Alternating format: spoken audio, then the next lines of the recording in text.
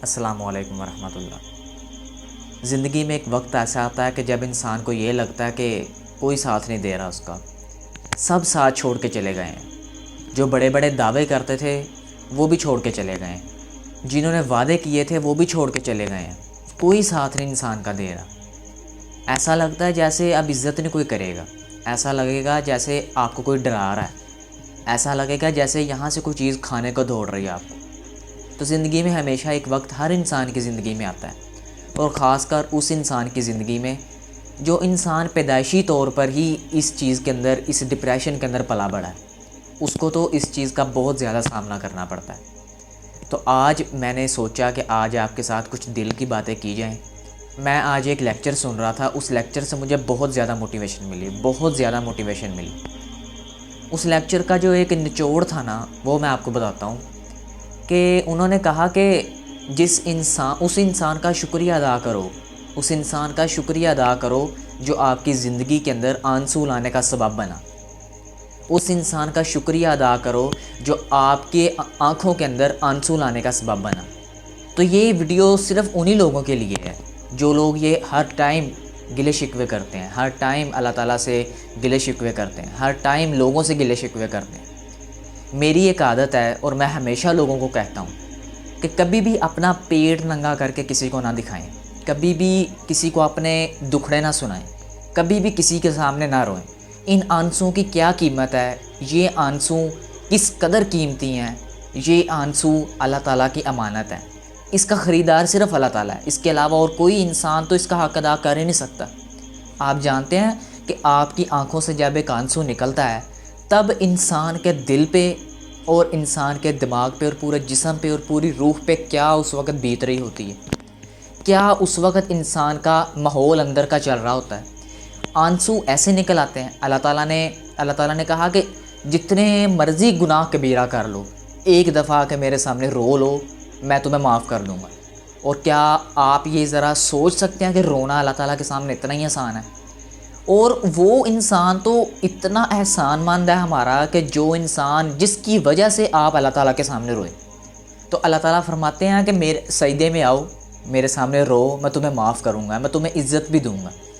تو زندگی میں ایسے لمحات تو انسان کی زندگی میں آتے ہیں۔ اور ایک بات ہمیشہ یاد رکھیے گا، جب سارے انسان آپ کا ساتھ چھوڑ کے چلے جائیں، سب کچھ چلا جائے آپ سے، آپ کے ماں باپ آپ کے خلاف ہو جائیں، آپ کے بہن بھائی آپ کے خلاف ہو جائیں، معاشرہ آپ کے خلاف ہو جائے، لوگ آپ کو گالیاں دینا شروع ہو جائیں، معاشرہ آپ کو کچھ نہ سمجھے، معاشرہ آپ کو ویلا نکھٹو سب کچھ یہ سمجھنا شروع ہو جائے، آخری حد پہ آپ آ جاؤ، لیکن پھر بھی امید نہیں چھوڑنی۔ وہ امید ہے اللہ تعالیٰ سے۔ اللہ تعالیٰ جل جلالہ ہے، اللہ تعالیٰ رحیم ہے، کریم ہے۔ آپ یقین کریں کہ اگر ہم اللہ تعالیٰ کے ایک نام کے اوپر ریسرچ کرنا، اس کی تفسیر پڑھنا شروع کر دینا، ہماری ساری زندگی گزر جائے، ہم اس ایک نام کی تفسیر نہ پڑھ سکیں، ہم اس ایک نام کے بارے میں جان نہ سکیں کہ اللہ تعالیٰ کی یہ صفت، اللہ تعالیٰ کی یہ صفت، اللہ تعالیٰ کی یہ صفت، اس ایک نام کی بات کر رہا ہوں۔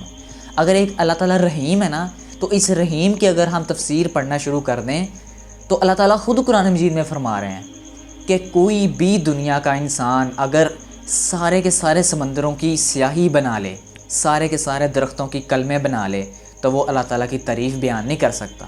تو یہ اللہ تعالیٰ کیوں کہہ رہے ہیں؟ کبھی سوچیں تو صحیح کہ اللہ تعالیٰ یہ کیوں کہہ رہے ہیں۔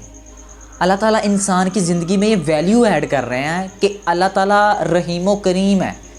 انسان سارے بھی مل جائیں تو وہ اس کی تعریف بیان نہیں کر سکتے، لکھ نہیں سکتے، صفحے کم پڑ جائیں، لیکن ہم کہتے ہیں کہ یار اگر ساری دنیا آپ کے خلاف ہو گئی ہے تو اس کا مطلب کہ آپ سب کچھ چھوڑ دو، آپ ہر چیز پہ نیگیٹو ہو جاؤ۔ سر ساحل ندیم کہتے ہیں کہ آپ کو ٹونی رابرٹ سمجھ میں آ گیا، آپ کو وہ بل گیٹ سمجھ میں آ گیا، آپ کو ایلون مسک سمجھ میں آ گیا، آپ کو بڑے بڑے اسکالر سمجھ میں آ گئے، آپ کو اللہ سمجھ میں نہیں آیا، آپ کو اللہ سمجھ میں نہیں آیا۔ ہم سب ساری امیدیں چھوڑ دیں، ہم اللہ تعالیٰ سے بھی امید چھوڑ دیں۔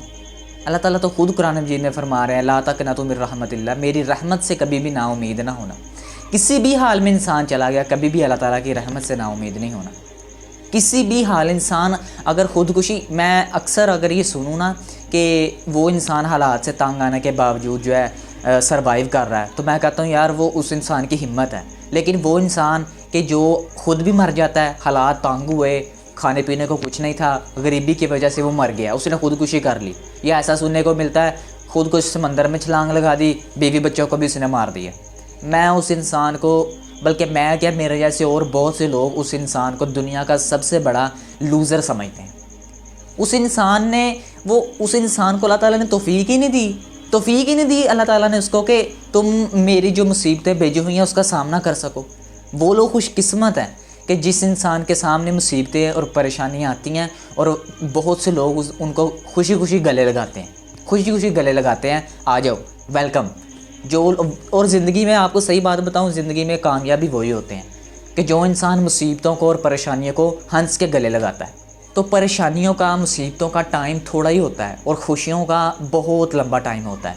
لیکن ایک بات ہمیشہ یاد رکھیے گا، وہ خوشیاں حاصل کرنے کے لیے، وہ سکون حاصل کرنے کے لیے پہلے آپ کو ذرا اونچ نیچ سے تو گزرنا پڑے گا۔ کبھی آپ کو اونچا، کبھی نیچا، کبھی کسی نے کچھ کہہ دیا، کبھی کسی نے کچھ کہہ دیا، تو بہت سے لوگ آپ کو آئیں گے روکنے کے لیے، بہت سے لوگ آئیں گے آپ کی زندگی میں کچھ ٹوسٹ، کچھ ویلیو ایڈ کرنے کے لیے، کچھ نکالنے کے لیے، کچھ مخلص بن کر آئیں گے، لیکن وہ مخلص ہوں گے نہیں، اور جو آپ کو لگتے ہیں کہ وہ مخلص نہیں، اصل میں وہ مخلص ہوں گے۔